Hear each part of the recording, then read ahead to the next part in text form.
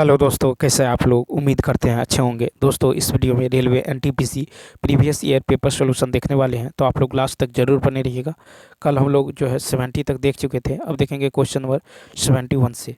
तो चलिए शुरू करते हैं। शुरू करने से पहले यदि आप नए हैं तो चैनल को सब्सक्राइब कर लीजिए, बेल आइकन को प्रेस कर दीजिए और एक बार वीडियो को शेयर कर दीजिए। ठीक है, तो देखिए अकॉर्डिंग टू क्वेश्चन, अब देखिए कहता है कि 10a plus 10 2a plus 10 3a बराबर 10a 10 2a 10 3a। तो यहाँ पे ए का मान कहता है क्या होगा। तो यहाँ पे यदि इसको सॉल्व करेंगे तो इस जो है आपको बहुत समय लगेगा। इस क्या करेंगे तो अकॉर्डिंग टू क्वेश्चन यहाँ पे आप बी ऑप्शन ले लेंगे। ठीक है, ए का मान एक बार पाई/3 लेंगे, एक बार 2 पाई/3 लेंगे, तो इसका राइट आंसर बी होगा। नेक्स्ट क्वेश्चन देखिए, कहता है वैश्विक सूचकांक, ठीक है, यानी 2020 में भारत की रैंकिंग कितनी थी। तो देखिए बी ऑप्शन 48। तो वैश्विक नवाचार सूचकांक यानी 2020 में भारत की रैंक जो है 48 थी।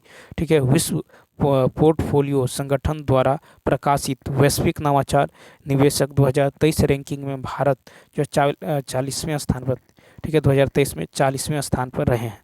ठीक है, भारत पर इनमें जो है 2015 में 81वां स्थान था। ठीक है, वैश्विक नवाचार सूचकांक में 13 वर्षों से स्विट्जरलैंड का प्रथम स्थान है। नेक्स्ट फिर है कि राज्यसभा के पहले सभापति कौन थे। 72 का 73 का होगा C option, doctor Sarvepalli Radhakrishnan. Rajya Sabha के प्रथम सभापति डॉक्टर सर्वपल्ली राधाकृष्णन थे। राज्यसभा के सभापति और उपसभापति का उल्लेख जो है भारतीय संविधान के अनुच्छेद जो है 89 में वर्णित है। ठीक है, भारत के उपराष्ट्रपति राज्यसभा का पदेन सभापति होते हैं। भारत के प्रथम जो उपराष्ट्रपति डॉक्टर सर्वपल्ली राधाकृष्णन थे। ठीक है, भारत राष्ट्रीय, अब देखिए राष्ट्रपति पद का सृजन अनुच्छेद 63 के अंतर्गत किया जाता है। भारतीय संविधान के अनुच्छेद 64 के अंतर्गत जो उपराष्ट्रपति राज्यसभा का पदेन सभापति होते हैं। उपराष्ट्रपति राज्यसभा के जो है सदस्य नहीं होते हैं, लेकिन सभापतित्व करते हैं और जो है निर्णायक मत दे सकते हैं। फिर राज्यसभा का प्रथम उपसभापति जो है राज्यसभा का प्रथम उपसभापति SV कृष्णमूर्ति राय थे। फिर वर्तमान में राज्यसभा का उपसभापति हरिवंश नारायण हैं। नेक्स्ट फिर कि निम्नलिखित व्यक्तियों में से कौन से संतूर वादक यंत्र से संबंधित नहीं है। D option. तो देखिए उस्ताद अहमद अली खान संतूर वादक यंत्र से संबंधित नहीं है। अहमद अली खान सरोद वाद्य से संबंधित है। अली अकबर खां, अलाउद्दीन खां और हाफिज खां, ठीक है, विश्वजीत राय चौधरी, मुकेश शर्मा आदि भी सरोद वादक हैं। सारंगी वादक उस्ताद बिंदु खां हैं। ठीक है, और सिमझनी वादक जो है जुबीन मेहता है। मृदंग वादक ठाकुर भीमक सिंह। ठीक है, पालाधार राघु डॉक्टर और जगदीश सिंह, टीवी गोपाल कृष्णन सिंह। शहनाई वादक बिस्मिल्लाह खां, दयाशंकर, जगन्नाथ, अली अहमद हुसैन खां आदि। नेक्स्ट फिर है कि अंतर सरकार संधि आधारित संगठन कौन सा है जिसका मुख्यालय भारत में स्थित है। A option ISA।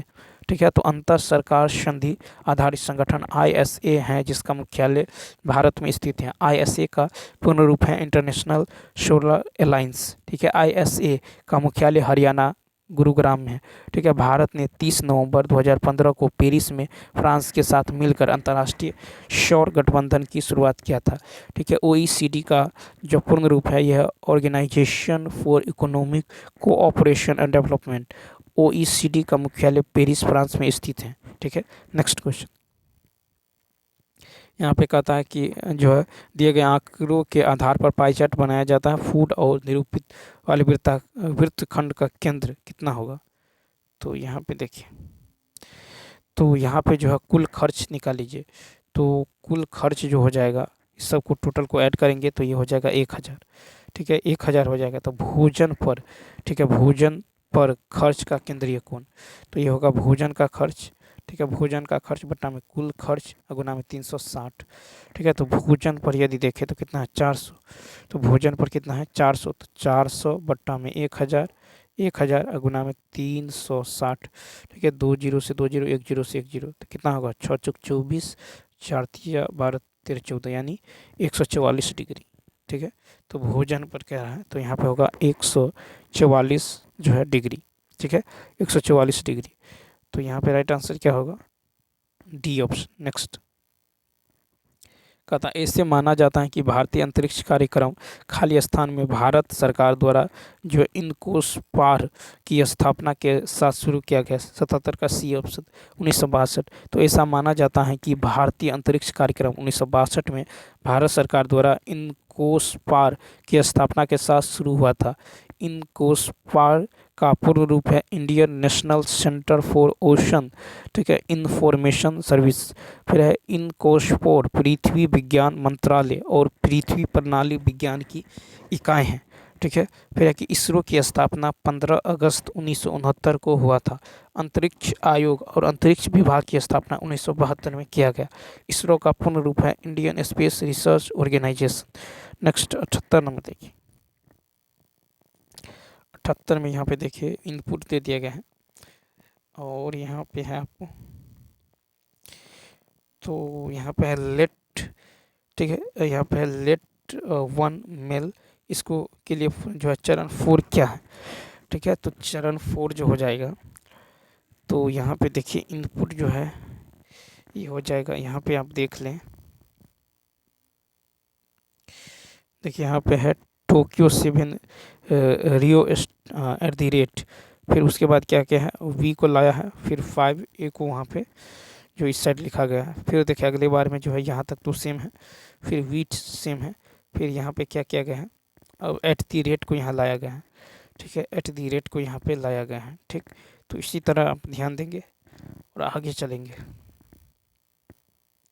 तो यहाँ इनपुट से चरण फर्स्ट क्या हो जाएगा, तो चरण जो है फर्स्ट हो जाएगा, देखिए let one male and let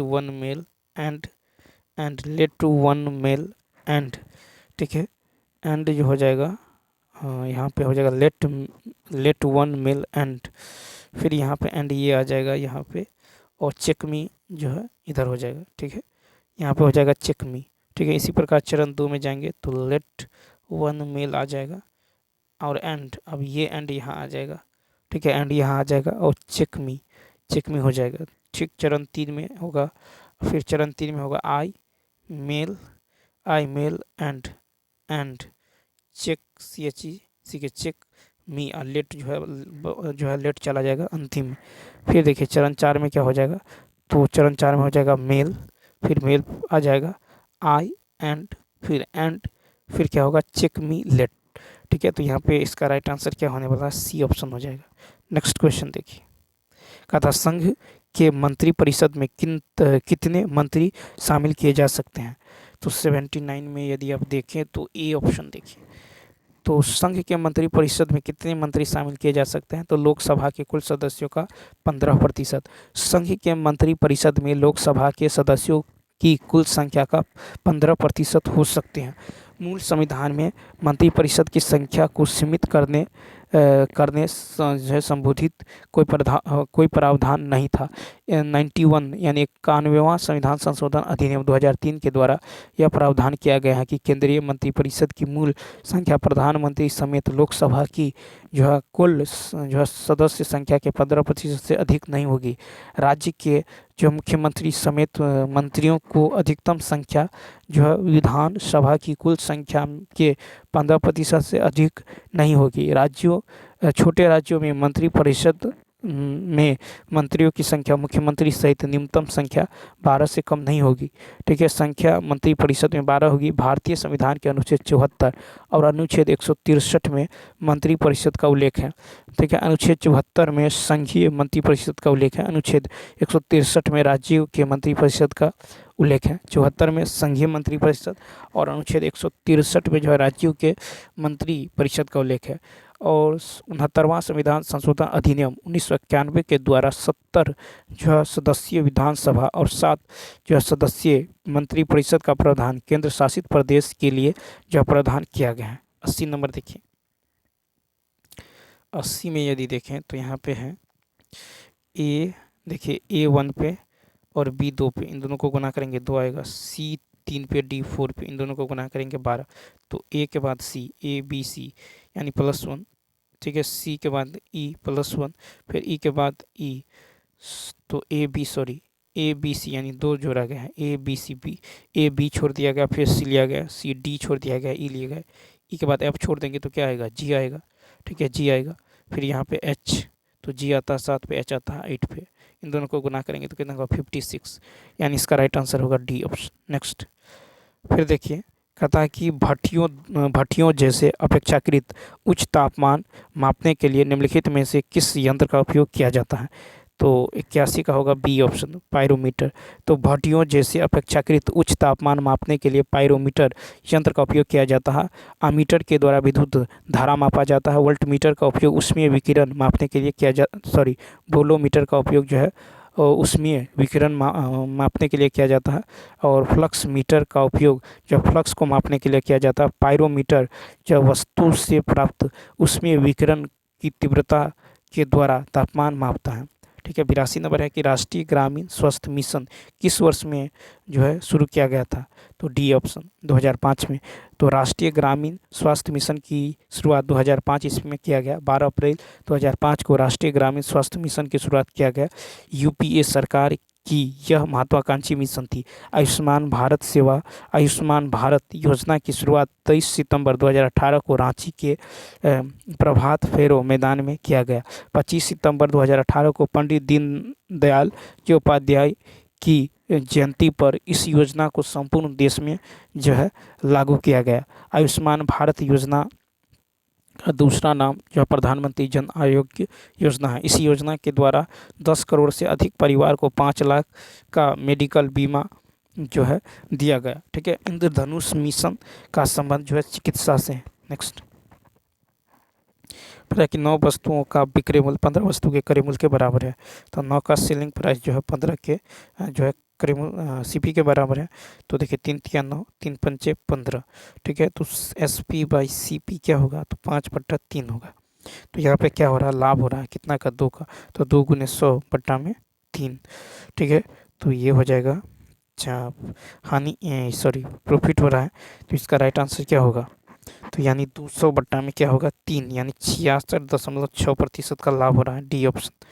तो यहाँ पे डी ऑप्शन क्या होगा, राइट होगा। क्वेश्चन नंबर देखिए नेक्स्ट की यदि बात करें तो क्वेश्चन नंबर 84 है कि उस वर्ग की प्रत्येक भुजा की लंबाई ज्ञात करें जिसके प्रत्येक विकर्ण का माप दे दिए गए हैं। ठीक है, प्रत्येक विकर्ण का माप दे दिया गया है। तो वर्ग का विकर्ण बराबर होता है √2 गुने भुजा, ये दे दिया गया है 10। तो ए बराबर क्या होगा, ए बराबर होगा 10/√2। ठीक है, तो 10/√2 भुजा हो जाएगा। ठीक है, इसका यदि परिमेयकरण करेंगे तो √2/√2 यानी क्या हो जाएगा, तो 2 पंचे 10 5√2 सेंटीमीटर, यानी डी ऑप्शन। नेक्स्ट क्वेश्चन देखिए, कहा था कि अली किसी कार्य को 8 दिन में पूरा कर सकता है, बलविंदर उसी कार्य को 10 दिनों में पूरा कर सकता है। ठीक है, उसी कार्य को 4 दिनों में पूरा करने के लिए उन्होंने चंदर को उनके साथ कार्य करने के लिए कहा और उन्होंने समय पर कार्य पूरा किया। चंदर अकेले कितने दिनों में कार्य समाप्त कर लेगा। ठीक है, तो 85 में यदि देखें तो अली किसी कार्य को 8 दिनों में पूरा कर सकता है, बलविंदर उसी को 10 दिनों में कर सकता है। उसी कार्य को 4 दिनों में पूरा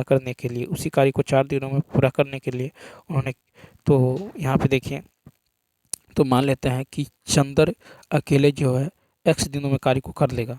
ठीक है, तो 1/x। ठीक है, अली और बलविंदर करता है 10 दिन में, तो 1/10 भाग काम करेगा। और जो है 10 बट्टा, और जो है एक है आपको चंदर, तो ये करेगा 1/x भाग। और कहता है टोटल काम 4 दिन में, यानी 1/4। ठीक है, 4 दिन में पूरा करना है तो 1/4 भाग काम करेगा। तो यहाँ से x का मान कितना निकल जाएगा, 40 दिन कितना निकल जाएगा, तो बी ऑप्शन। नेक्स्ट देखिए, फिर कहता है कि यहाँ पे पाई चार्ट जो है दे दिया गया है। 2012 से 2018 तक विभिन्न वर्षों में अंतर्राज्यीय खेल जो प्रतियोगिता की कुल संख्या को 200 मानते हुए 2015 और 2016 में जो हुई अंतर्राज्यीय खेल प्रतियोगिता की संख्या का अंतर ज्ञात करें। 2015 2016, फिर है 2012 2018 तक विभिन्न जो है खेलों की कुल संख्या दे दिया गया है 200। तो यहाँ पे देखिए,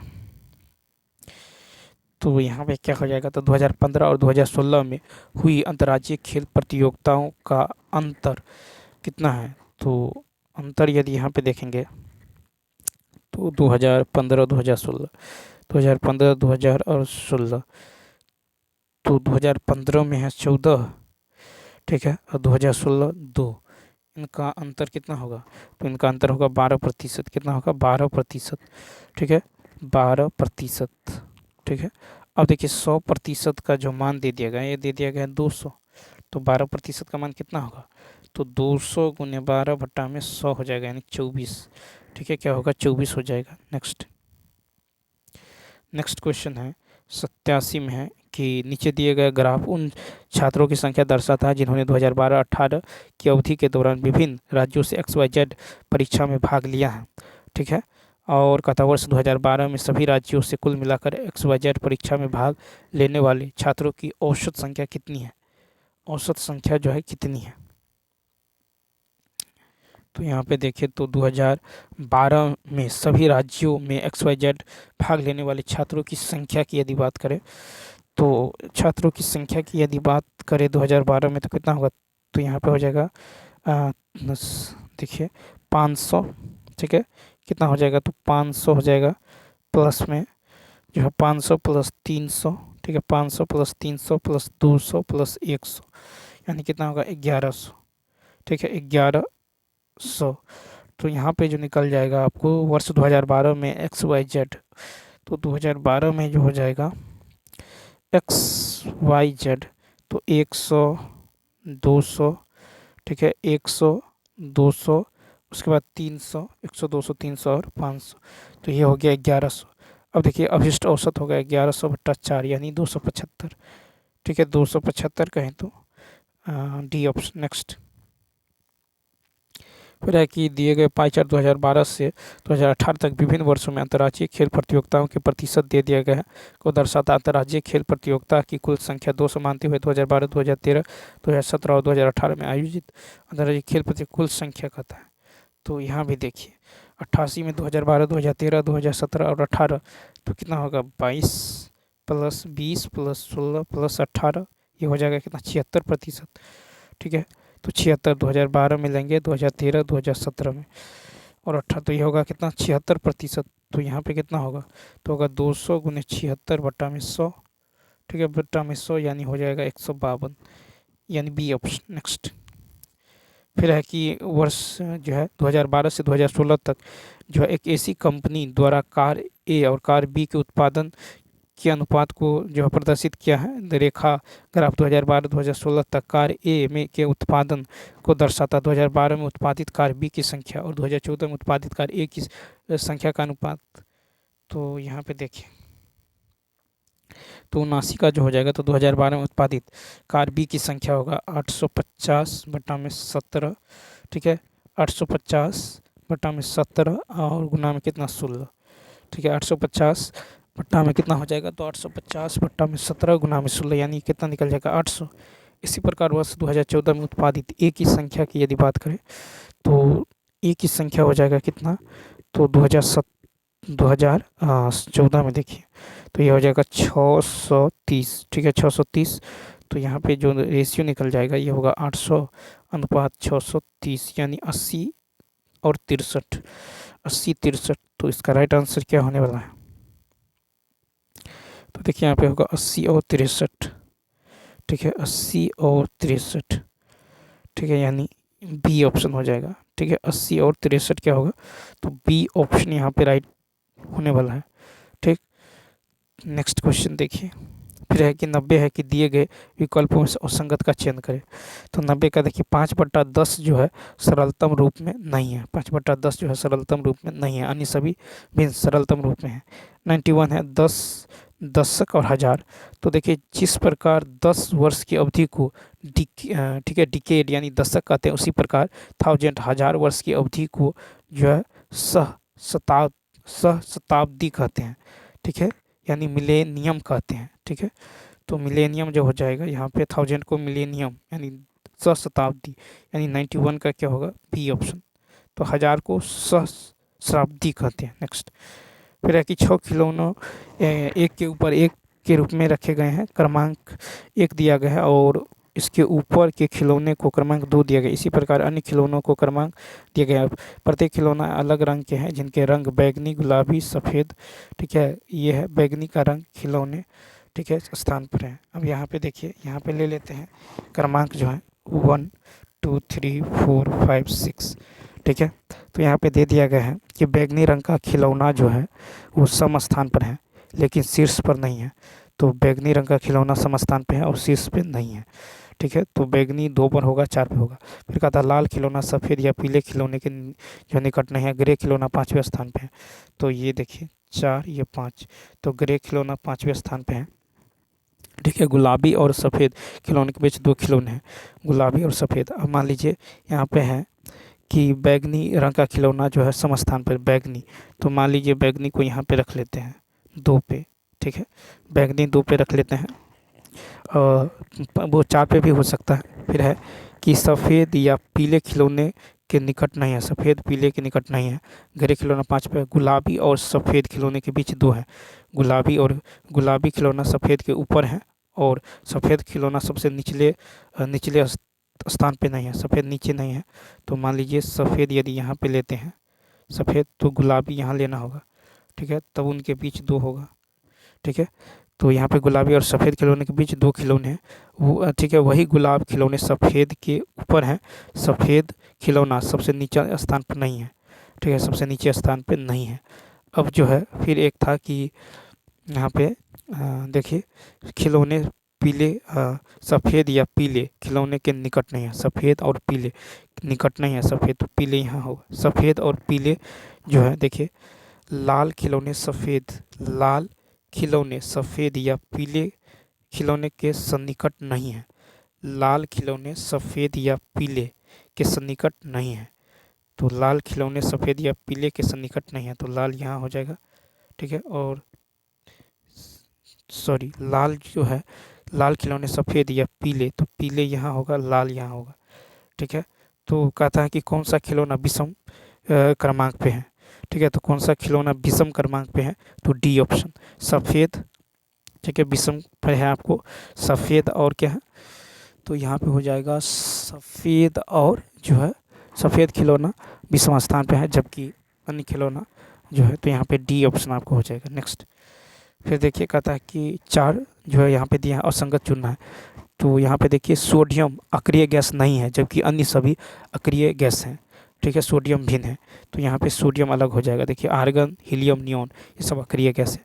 नेक्स्ट है कि 47 विद्यार्थियों वाली कक्षा में अनुराग को रोल नंबर अंतिम विद्यार्थी से 18वां है, तो प्रारंभ से कितना होगा, तो अंतिम देखिए तो अनुराग जो है को रोल नंबर अंतिम विद्यार्थी से 18वां, ठीक है, अंतिम से 18वां है। तो कहता है प्रारंभ से 47 बच्चा है, तो 17 में से 8 गया, इधर कितना होगा, 17 में से 8 गया 9, ठीक है, 17 में से 8 गया 9 और 3 में से गया 2, यानी 30वां हो जाएगा।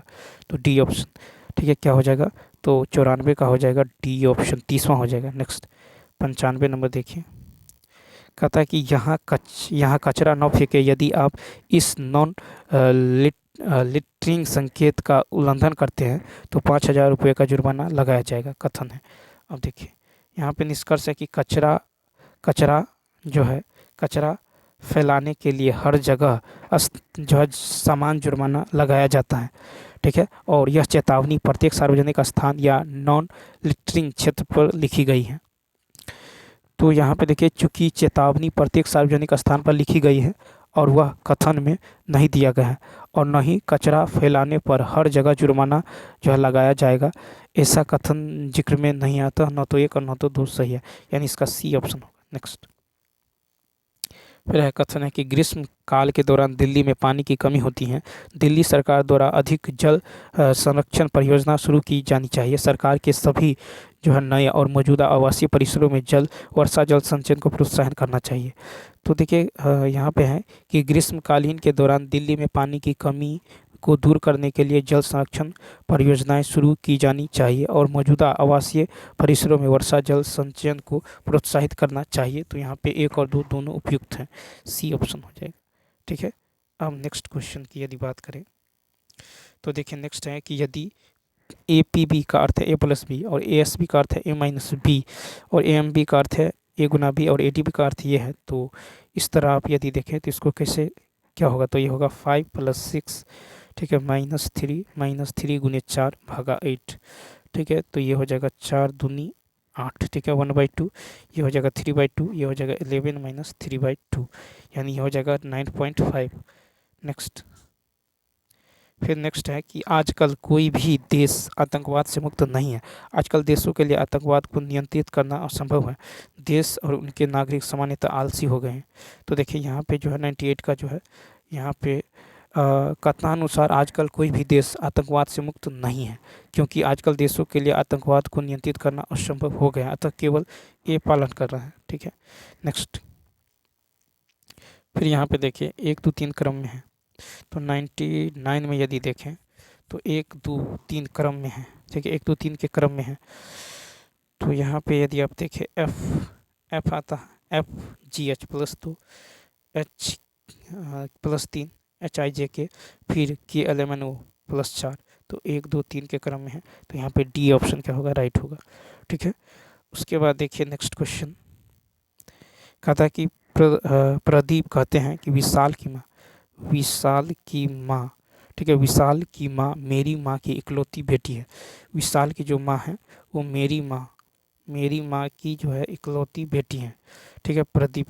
तो कहता है कि प्रदीप का विशाल से, तो प्रदीप क्या होगा, मामा, यानी ए ऑप्शन। तो यहाँ पे ए ऑप्शन क्या होगा, राइट होगा। तो चलिए दोस्तों, इस वीडियो में इतना ही। यदि यह वीडियो अच्छा लगा हो तो लाइक, शेयर और सब्सक्राइब करना ना भूलें। Thanks for watching.